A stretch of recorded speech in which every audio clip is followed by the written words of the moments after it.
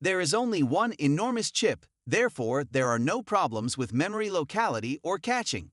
So what? The engineer asked when we were informed that Blackwell's goals went beyond the realm of physics. Thus, this is what took place.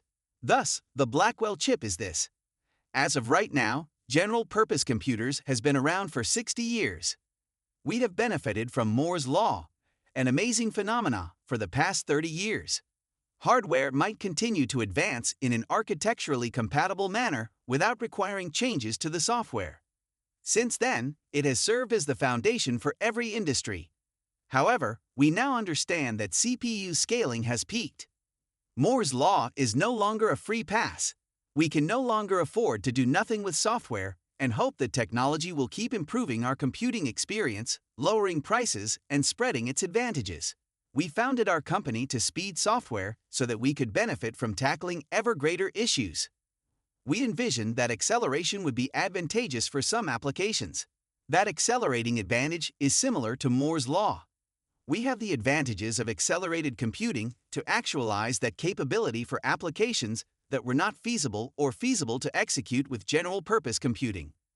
For instance, the introduction of Nvidia AI and the development of this new processor, known as GPUs, allowed for the development of computer graphics, including real-time computer graphics.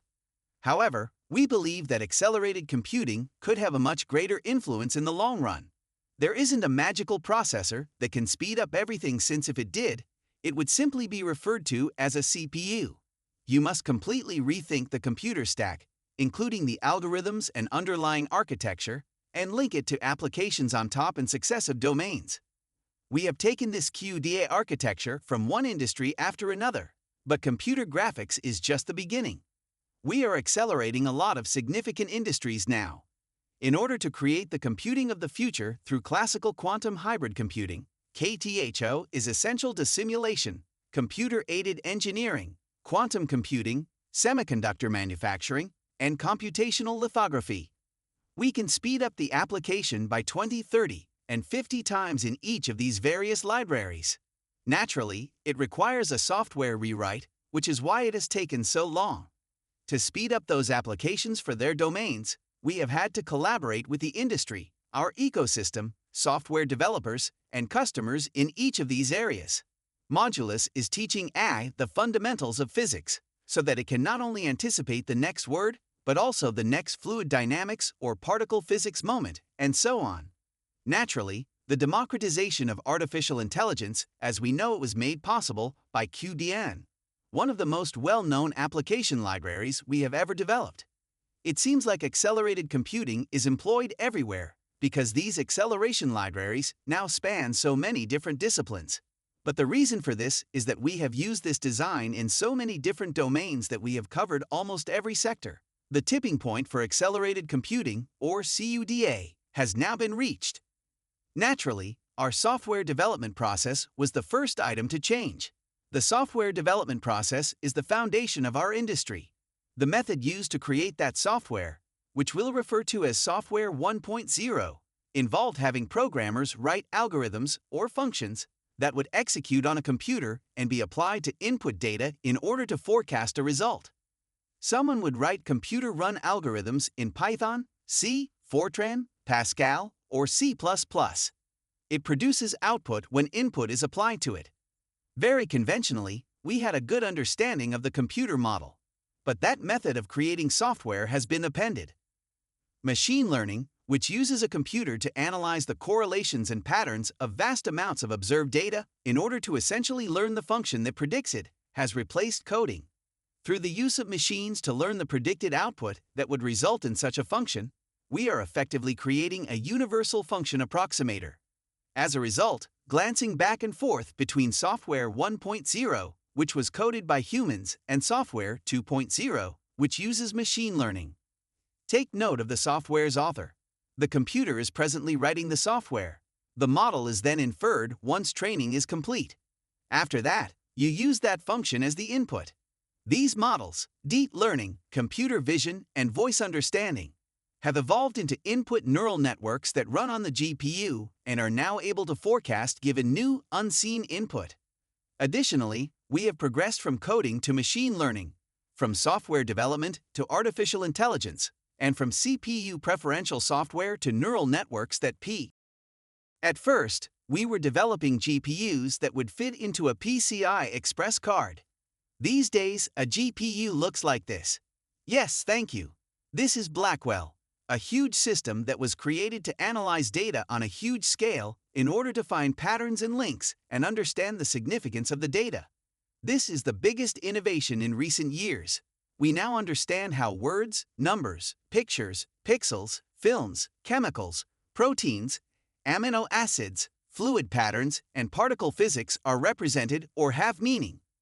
We now understand the significance of a wide variety of data kinds. We now know how to express information in a wide variety of ways.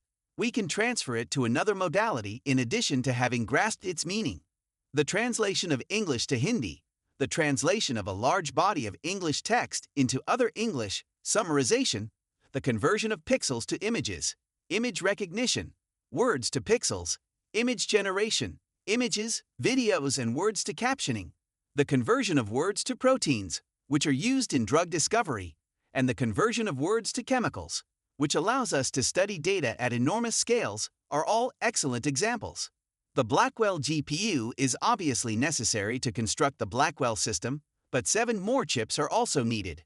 All of these chips are produced by TSMC, who is ramping up the Blackwell system in an amazing manner. We anticipate delivering in volume production in Q4, and Blackwell is currently in full production. Thus, in essence, this is Blackwell. This, in turn, is among the system's truly amazing features. Let me demonstrate. This morning is not an easy one. The entire rear spine of a rack of GPUs is covered by NVLink, and all of the GPUs are connected. 144 GPUs, or 72 dual GPU packages of Blackwells, are combined to form a single enormous GPU. It would be this large if I were to spread out all the chips to show you how they connect. In essence, it is a GPU.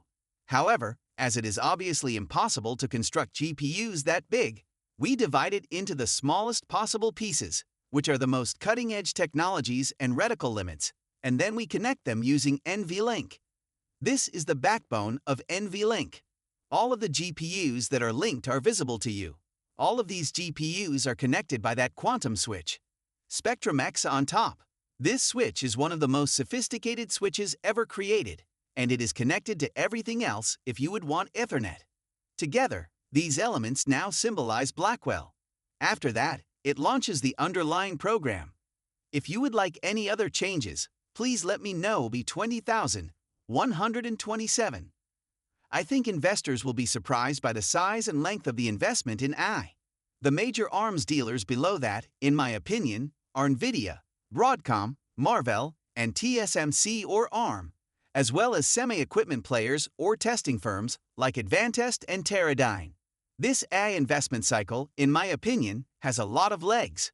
One of the risks to the surge is that Nvidia's profits may fall short of forecasts, according to Torsten's list.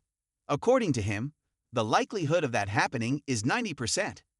Expectations have become so high that they will inevitably fall short, and this is a danger associated with the market as a whole. Okay, so over the past few months, the stock hasn't done that well.